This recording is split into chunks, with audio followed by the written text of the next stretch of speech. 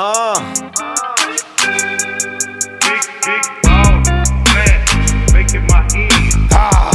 Sports God TV broadcasting from DC. Like and subscribe if you really trying to see me. Over the fella talking sports like religion, no cap over here, man. It's all about business. Share the content, jump in the comments. Let's get it cracking. What a historic regular season for the Washington Commanders as they upended their hated rival Dallas Cowboys 23-19 on a last-minute touchdown pass from Marcus Mariota to Terry McLaurin. Yes, you heard it right. Marcus Mariota. Jayden Daniels got pulled from the game at halftime. No non-injury related or things like that. The Cowboys were applying a lot of pressure, man. Parsons started off hot. They blitzed a lot. Jayden looked a little off. The offensive line definitely looked off. And so it was sort of like maybe the right move to make. But Quinn said we was going to play hard and because we wanted that 6th seed. And they got the 6th seed. Heroic performance from Marcus Mariota. Terry McLaurin is now the franchise all-time leading touchdown receptionist for the Washington franchise. When you think of some of the greats, the Ricky Sanders, the Art Monks, the Gary Clarks, Santana Mosses, Terry McLaurin has more touchdown receptions. Charlie Taylor. Terry McLaurin has the most touchdowns out of all of those greats that I named. And the Commanders finished the season 12-5, 12 wins for the first time since 1991. Like I said, Dan Quinn, Jayden Daniels, the staff, Adam Peters, all first year here.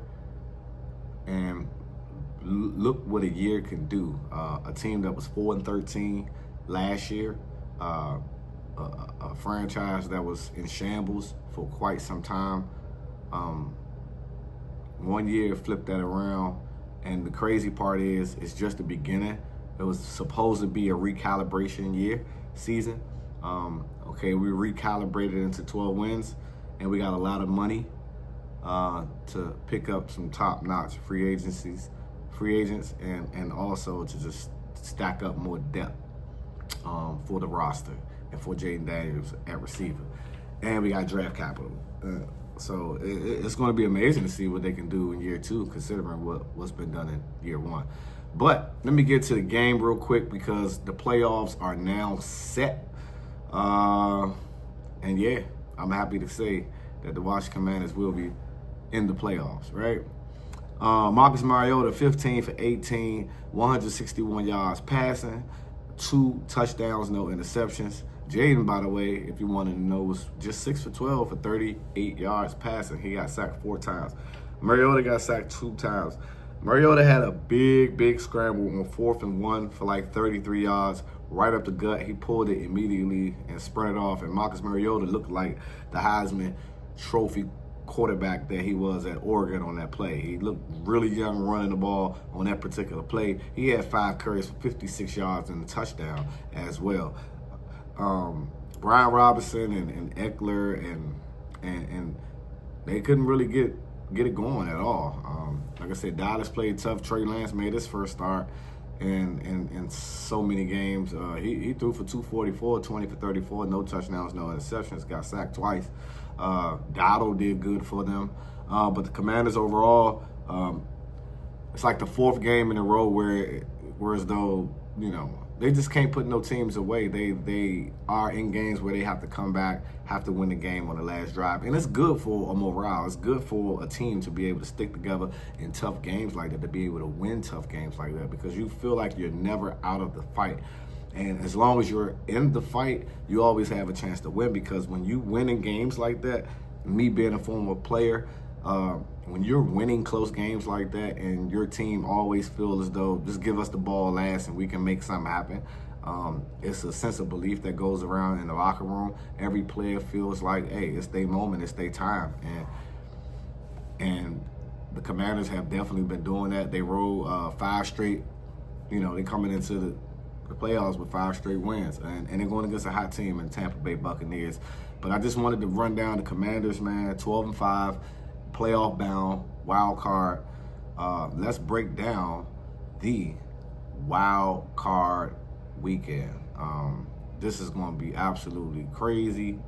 We got a lot of firings in the NFL as well, head coaching wise. But first off, I'm about to make my predictions. Kansas City and Detroit have their first round bye. They both are the 1 seeds and respectively in both divisions. But you got the January 11th games between the Chargers and the Texans. Chargers 5th seed. The Texans are the 4th seed. LA is favored by 3. CJ Stroud has an opportunity at home to get another playoff victory. The Texans are okay. I just think, to me, they seem like the weakest team in the AFC. So I would take the Chargers minus that 3. And I think the Chargers go on the road. I think it'd be a strong power game, run game, a lot of Justin Herbert and the rookie receiver. Can't think of his name right offhand, pronouncing it wise. And I just think the defense will be causing a lot of havoc for CJ Stroud and that broken offensive line. I think the Chargers get the W. And then you got a divisional matchup between the Baltimore Ravens, who are the 3 seed, versus the 6 seed Pittsburgh Steelers. The Steelers have been reeling going into the playoffs after starting off really hot and looking like the clear-cut favorite in the North. But the Ravens pulled it off. The Ravens are actually 9.5-point favorites in this game. I wouldn't take the spread, just considering that it is a divisional game. It's going to be a playoff game. The atmosphere is going to be crazy. The players are going to be playing super hard. You already know. And these games generally are really, really close. I could see a 6-point victory. I could see a 3-point victory. It's hard to kind of see me seeing the Ravens beat them by 10, though they could do it. You already know Lamar Jackson's playing out of his freaking mind. He's definitely considered in MVP status. I mean, 40 touchdown passes, 41 touchdown passes, only like 4 picks, 900 and some yards rushing. A season right now is a better season than his previous 2 MVP trophies. So I don't know how the voters going to vote that, but if I had a vote, I think Lamar Jackson would get it. I know Lamar don't care about that. His biggest trophy that he would like is to host that Lombardi trophy. I'm pretty sure of that. Then you move down to the Sunday games. You got the Buffalo Bills, the 2 seed, who's playing against the Denver Broncos. You got another rookie quarterback that's in the playoffs, and Bo Nix going up against another MVP candidate, Josh Allen, whom most consider winning the MVP this year. Has the Buffalo Bills rolling, and they should take care of business. They are 8.5-point favorites at home. Sean Payton is a playoff-proven coach, a Super Bowl winning coach. He has Bo Nix and the Broncos playing at a really, really high level, considering where they were last year with Russell Wilson. But I just think the Bills got too much firepower, and when the Bills are at their crib, that crowd presents a problem. That team feeds off the crowd. You got Josh Allen. You got weapons all over the field. I think that this is the year, at least as far as the AFC goes, that the Buffalo Bills can clean up the whole division. That's just my humble opinion on that. We shall see. But 8.5-point spread, I won't take that spread. I think all of these games are going to be really close, a little bit under the spread or right on the nose. Give me the Bills on the money line, just like the Ravens on the money line. And then you got the late night, Sunday night prime time. Why do you think they put my squad, the Commanders, on prime time versus the Tampa Bay Buccaneers? Tampa Bay being the 3rd seed, Commanders being the 6th seed. I just think they put them on prime time considering the ratings. Jaden Daniels and the Washington Commanders are an exciting team to watch. Period, point blank. You don't put a bull jive game on the primetime game on Sunday night unless there are a lot of significant factors in it. One of them being the Washington Commanders are back in the playoffs. They got an exciting young quarterback in Jaden Daniels against Tampa Bay. This is a rematch. Week 1, Tampa Bay pretty much dogged us. The final score was, 37-20. It felt worse than that the way the game went. It was Jaden's first game. It was the coaching staff, Dan Quinn's first game. We didn't have no identity. We didn't know what we were going to be, first game of the season. Tampa took advantage and did those things. Now, Marshall Lattimore supposed to be suiting up this week, and all his time he spent in New Orleans, he had battles with Mike Evans. That'll be lovely to be able to see Marshall Lattimore be able to go full on deck and go up against one of his rivals that he has always gone up against. And I think the rest of the secondary can take care of the Tampa Bay receivers if Lattimore is able to shadow and do what he does best when it comes to defending Mike Evans and giving him fits. And as long as we can keep Baker Mayfield contained in the pocket and actually get him down, instead of letting him run around like he is a Michael Vick or somebody like that, then I think we would be fine. We could force him to have some turnovers.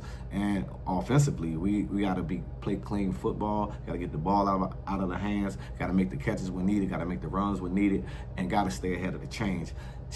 And that will be a recipe for success. Bucks are favored by 3. I don't really like this game, but at the same time, it's anybody, anytime, anywhere. Give me the Commanders plus the 3 on the road versus the Tampa Bay Buccaneers. And then last but not least, you got the Eagles and the Packers. The Packers just lost their receiver, Watson, for the year. The Eagles are 4.5-point favorites. Give me the Eagles at home, man. I'll take the Eagles on the money line at home. I don't got much to say about that game. And then you got the Rams versus the Vikings. Give me the Vikings. Vikings are 1.5-point favorites.